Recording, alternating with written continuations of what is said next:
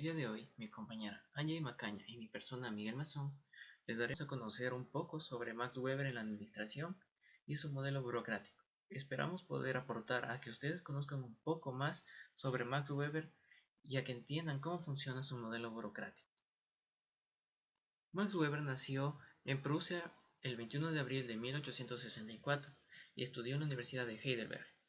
En 1895 se desempeñó como profesor en la Cátedra de Economía Política. En 1904 fundó junto a Jay y Sombart una revista de sociología. Murió el 14 de junio de 1920 en Múnich.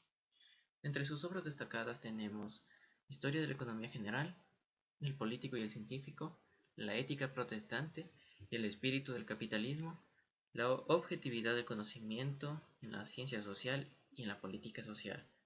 Historia de la agricultura román, sociología de la religión, la ciencia como vocación y la política como vocación, y conceptos sobre sociólogos fundamentales.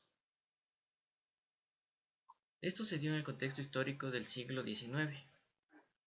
Este fue un siglo convulso y complejo, ya que se estaban dando revoluciones, contrarrevoluciones, caída de las monarquías nacionales, aparición del republicanismo francés, surgimiento del comunismo, desplazamiento del gobierno como potencia industrial y una nueva fase de industrialización. También se dio la unificación alemana, en la cual Alemania creció notablemente, como podemos ver remarcada en una línea azul como fue el imperio alemán en 1871. En el análisis de la sociedad tenemos características de la sociedad alemana del siglo XIX. Por ejemplo, los diferentes enfoques de la sociedad alemana. Primero, en referencia a su estratificación.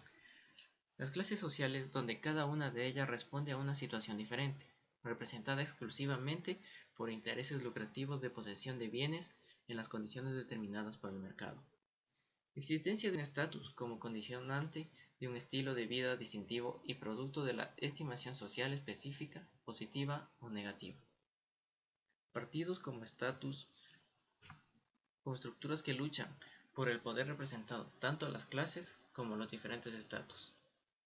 Luego, en base a las relaciones de dominación o autoridad, la legitimidad racional o legal.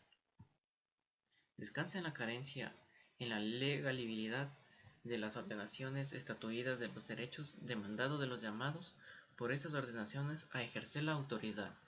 La legitimidad tradicional se basa en la carencia cotidiana de la santidad de las tradiciones inmemoriales y de la legitimidad de los señalados por esta tradición para ejercer la tradición. Legitimidad carismática reside en la devoción de los seguidores hacia el carácter excepcional santo.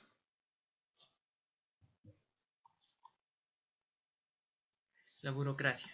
El modelo de Weber es absolutamente formal y rígido.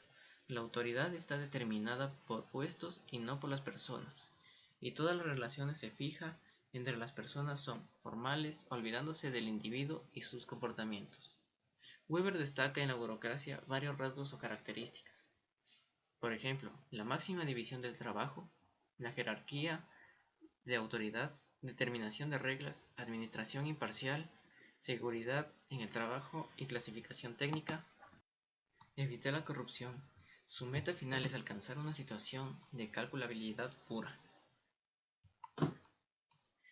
Entre las ventajas del modelo burocrático según Weber, Weber consideraba que este modelo permitía una relación integral de libertad del hombre, al no dejar que la libre negociación de las partes surgieran los absurdos de quienes tenían mayor poder. El proceso de burocratización conduce a la adopción de métodos de selección del personal más eficientes. La elección está a cargo de la jerarquía formal, que se seleccionará objetivamente al personal.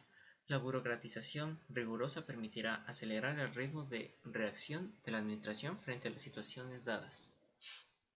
Rapidez en las decisiones, pues cada uno conoce lo que debe hacerse y quién debe hacerlo. Confiabilidad, después el negocio es conducido de acuerdo con las reglas conocidas. Pero también tiene críticas a la perspectiva burocrática de Weber. Por ejemplo, consideraba que la burocracia, además de ser rígida e ineficiente, inhumana, mecanicista, lenta, antieconómica y elimina las tareas de organización, cualquier aspecto del plano humano. Aunque Weber reconoció la importancia de la estructura informal, no la incluyó en su tipo ideal de burocracia. La organización burocrática es influenciada por factores unidos al comportamiento humano que no fueron tomados en cuenta por Weber.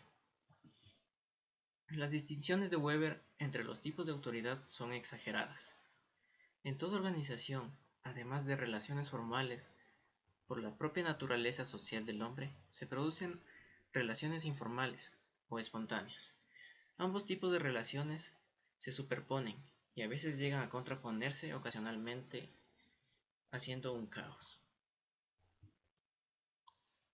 Como conclusión, tenemos que Weber analizó a la burocracia desde un punto de vista puramente mecánico y no político, preocupándose por mostrar cómo se establecen y se obedecen las normas y las leyes. Weber no consideró los aspectos objetivos e informales de la aceptación de esas normas y de la legitimización de la autoridad, ni la reacción formal de la organización ante la falta de consentimiento de los subordinados.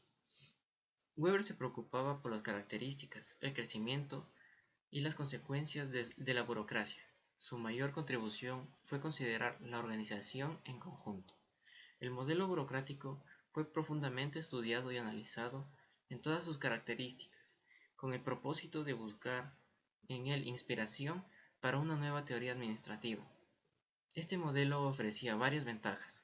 Con todo, la racionalidad burocrática, al desconocer las personas que participan de la organización, constituyen problemas que este tipo de organización no consigue resolver adecuadamente. Podríamos decir que el modelo weberiano pasó a constituir el modelo ideal de burocracia y no el modelo absoluto.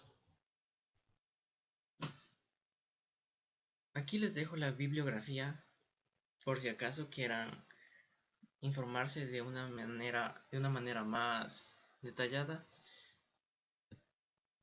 y conocer más sobre Max Weber y su modelo burocrático.